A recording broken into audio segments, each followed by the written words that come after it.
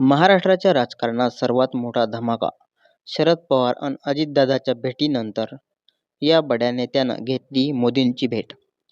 शिवसेना उद्धव बाळासाहेब ठाकरे पक्षाचे उद्धव ठाकरे आणि मनसे अध्यक्ष राज ठाकरे यांनी वर्ष 20 जूनला राजकीय वैर मिटवत एकत्र आले.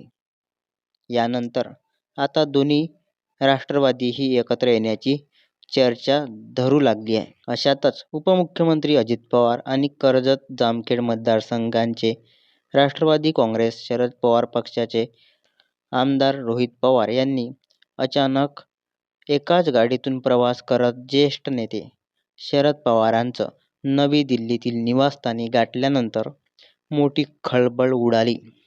राष्ट्रवादीचे शरद पवार आणि उपमुख्यमंत्री अजित पवार यांच्या भेटीला 24 तास उलटत नाहीतच तोच आणखी एक मोठी राजकीय घडामोडी दिल्लीत घडली आहे. अजित पवारांच्या राष्ट्रवादी काँग्रेस पक्षाचे प्रमुख नेते व खासदार प्रफुल्ल पटेल यांनीही थेट पंतप्रधान नरेंद्र मोदींची भेट घेतली.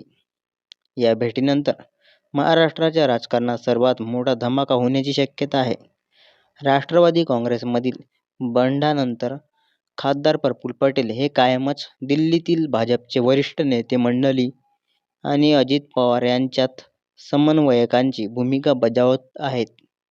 याच पार्श्वभूमीवर प्रफुल्ल पटेल यांनी घेतली पंतप्रधान नरेंद्र मोदींची भेट अतिशय महत्त्वाची मानली जात आहे.